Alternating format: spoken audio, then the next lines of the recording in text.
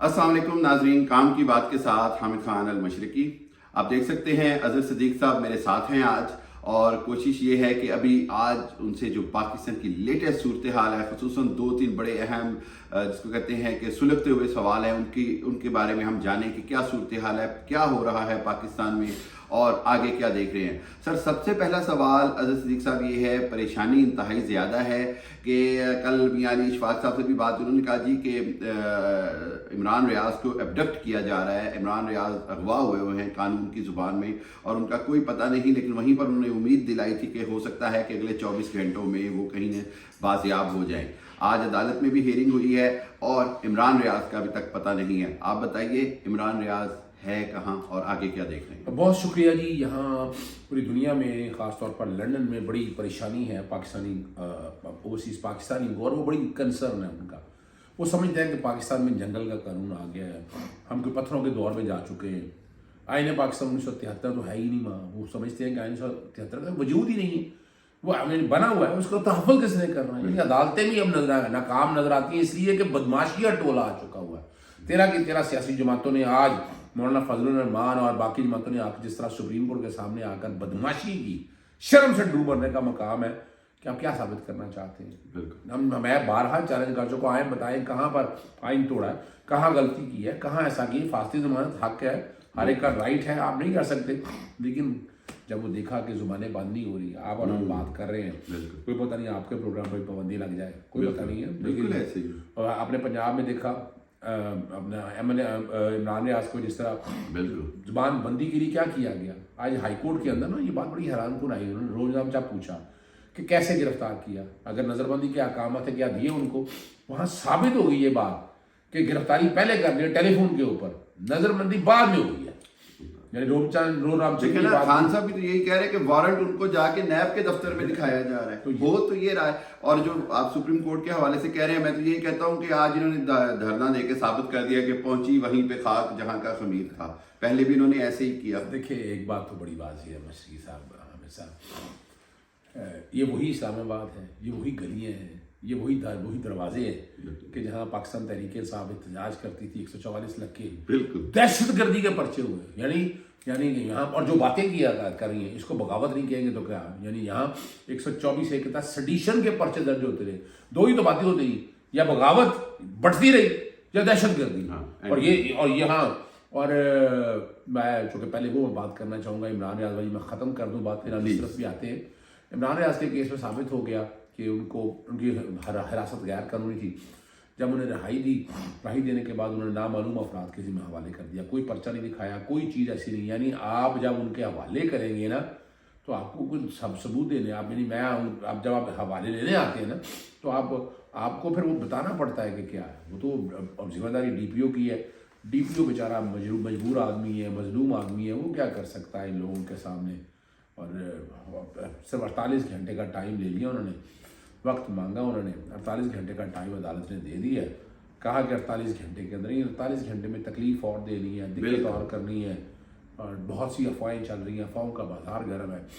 लेकिन ये सारा, मैं तो वक्त दौर नहीं देखा जनरल ज़ियाउल हक का, लेकिन हमारे बड़े कहते थे कि वो दौर जो है, लेकिन अब उस दौर और इस दौर को कंपेयर करें तो ये उससे भी बदतरीन दौर है। यहाँ पर यानी अगर देखा जाए तो मार्शल लगा हुआ है, सिविल डिक्टेटरशिप यहाँ पर कायम है, नाम की वही है। अब आते हैं आपकी असल बात की तरफ, जो आप इस्लामाबाद के हवाले से बात कर रहे हैं। इस्लामाबाद के मामले को अगर आप देखें, कई एंगल से आप सोच के देखें।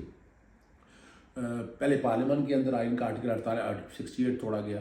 यानी आप पार्लियामेंट में जजेस के कंडक्ट के बारे में बात कर ही नहीं सकते, आपको इजाज़त ही नहीं है, आइन रोकता है। लेकिन जिस तरह की झूठ, फ्रॉड, फ्रेब करके क्या है, यानी लूट मार का बाजार गर्म किया।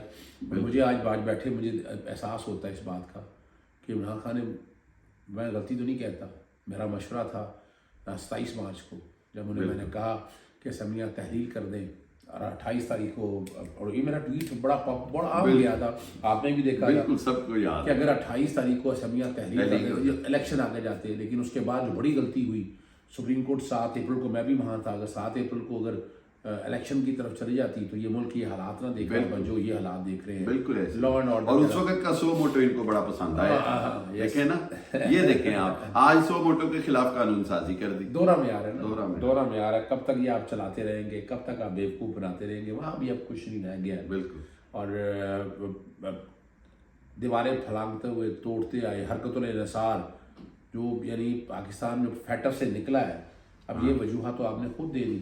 आपने बड़ी परेशान कुन बात। जहाँ अब देखिए मैं बताऊँगा आपको, कौन ने अब सवाल उठा दिए।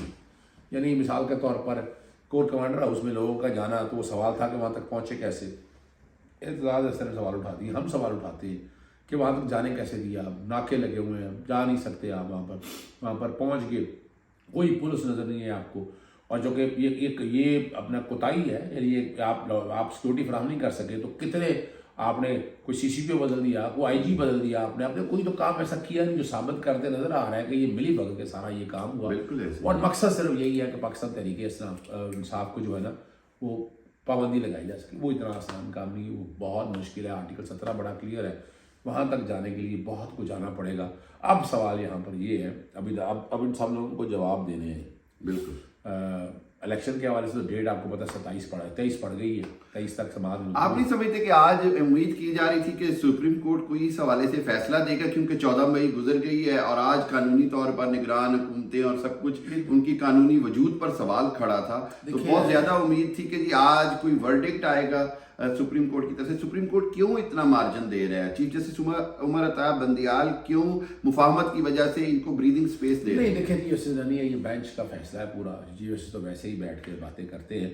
अब यहाँ अब सवाल सिर्फ इतना है कि आप आगे सुप्रीम कोर्ट के दरवाजे पे बैठ गए हैं, सुप्रीम कोर्ट पे आप हमला करने के लिए आए हैं, नज़र आ रहा है।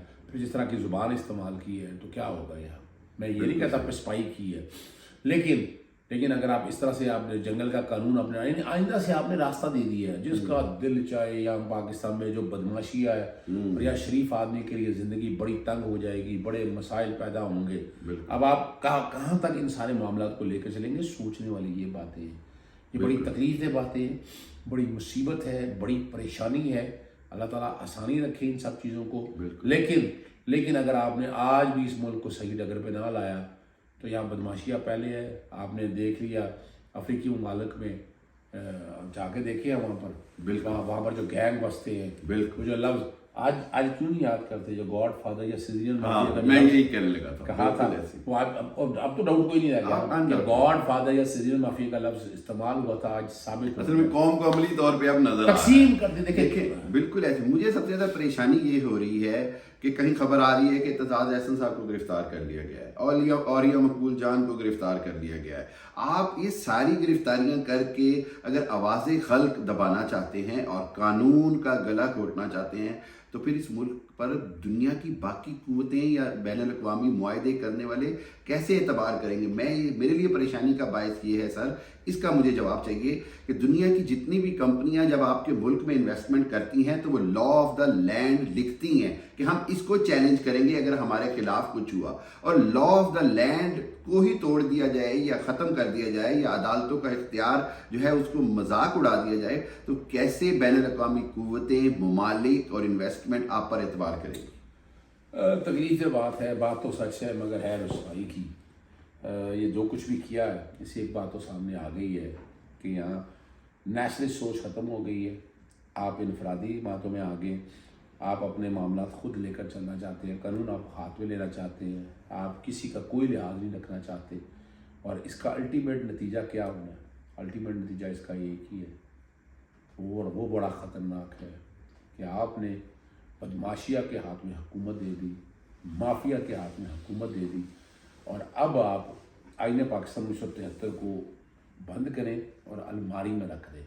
जैसे मैंने कहा ये इम्पोर्टेड माफियाज या PDM नई आइन, PDM आइन क्या है ना, 2023 वो लगा दिया उन्होंने और उस पर नफाज है, उसी पे अमल दरामद हो रहा है और तमाम इदारे बेबस हैं। देखिए सर, बदकिस्मती की बात ये कि हमें याद है कि जब जनरल परवेज मुशर्रफ ने कहा कि आइन क्या है, ये कागज का टुकड़ा ही है, तो आज तो साबित किया जा रहा है सियासी जमहूरी हुकूमत के नाम पर कि आइन एक कागज का टुकड़ा है। मैं क्या इसमें मजीद बात करूं, लेकिन मुझे तो एक बात समझ आ चुकी है جو ہم لائرز موومنٹ جب 2007 میں شروع ہوئی تھی نا، تو اس کے ایجنڈوں میں ایک ایجنڈا یہ بھی تھا کہ عدالتوں کو عملی طور پر زیرو کر دینا، اور آج ہم نے عدالتوں کو عملی طور پر زیرو کر دیا ہے، اور طاقتور مافیا چھا گیا ہے، اور جو بین الاقوامی، یعنی آپ اندازہ لگائیں جو بین الاقوامی ایجنسیاں جو ملک کو کنٹرول کرنا چاہتی ہیں تو ان کے لیے دروازے آپ نے کھول دیے۔ آپ پیسہ پھینک، تماشا دیکھ، ہر ایک کو پتہ ہے عمران خان کے قریب جو بندے آپ نے توڑے اور جو آپ آگے لے کے جانا چاہتے تھے ان کے پیچھے بھی یہی چیزیں تھیں۔ بالکل صحیح بات ہے سر۔ ایک آخری سوال ہے آپ سے، وہ یہ کہ آج عمران خان نے ایک بڑی اہم بات کہی کہ یہ بشرا بی بی کو گرفتار کر کے مجھے اذیت دینا چاہتے ہیں۔ بشرا بی بی کے حوالے سے جو عمران خان صاحب نے خدشات کا اظہار کیا ہے، اس کے اوپر آپ کیا کہیں؟ میں چونکہ اس کیس کو بڑی اچھی طرح پڑھا ہوا میں نے سارا، وہ کوئی کیس نہیں ہے۔ ایک ٹرسٹ سے پہلے زمین آتی ہے، زمین کے اوپر عمارت بنتی ہے، اور وہاں غریب بچے پڑھ رہے ہیں، اور وہ ٹرسٹ ہے آج بالکل 1 روپے کا بینیفیشری نے فائدہ نہیں لیا، نہ عمران خان نے نہ بشرا، جو کہ ٹرسٹ بنا، ٹرسٹ میں ٹرسٹیز ہے، اور کہا جا رہا ہے کہ اس کا فائدہ 190 ملین پاؤنڈ کے ساتھ ہے۔ 190 ملین پاؤنڈ کی اصل کہانی آپ کے لیے بڑی پریشان ہوگی، وہ پیچھے حسن حسین نواز ہے۔ اچھا، یہ سائڈ پارک جو بیچا تھا نا، وہ 30 ملین پاؤنڈ کی پراپرٹی تھی، 50 ملین میں بیچی گئی، یہ وہ پیسہ ہے۔ اچھا، اور یہ پیسہ جو ہے وہ پاکستان میں جا چکا ہے اور سپریم کورٹ میں جمع ہو چکا ہے، اور کابینہ نے پاس کی۔ اس میں عمران خان کا تو ایک ہی نہیں، سیکشن 9 جو ہے، سیکشن 9 اور نیب آرڈیننس ہے۔ آپ کہہ رہے ہیں کہ القادر ٹرسٹ کی پیچھے کہیں نہ کہیں حسن حسین نواز ذمہ دار ہے؟ وہ بہت، یعنی میں ان سے مراد یہ ہے جو 190 ملین پاؤنڈ کی بات ہے، 190 ملین پاؤنڈ، اس میں جو بلیک منی ہے ان کا، جس کے اوپر سارا واویلا مچایا ہوا ہے۔ سارا شور ڈالا ہوا ہے۔ لیکن یہاں سیکشن 9 کو اگر سامنے رکھ کر دیکھ لے، misuse of authority attached with coupled with pecuniary benefit, اور عمران خان میں پیکیونری بینیفٹ 1 روپے کا نہیں ہے۔ یہ چیلنج بھی ہے، قبول بھی کیجیے گا، لیکن مذاق مت اڑائیں اس قانون اور آئین کا، تو وہاں نام بھی نہیں رہے گا، داستان کو۔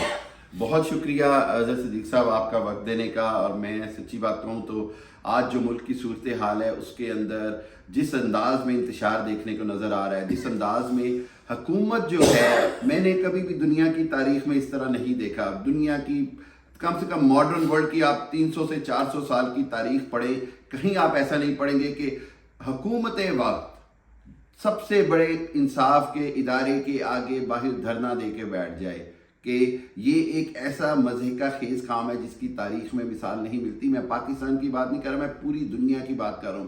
وہ جو ہم مذاق اڑاتے تھے بنانا ریپبلکس کا، میں بنانا ریپبلکس کو بھی اس میں شامل کر رہا ہوں۔ وہ جو ہم مذاق اڑاتے تھے کہ اٹیلین یا دوسرے مافیاز کا، میں اس کو بھی ایڈ کر رہا ہوں۔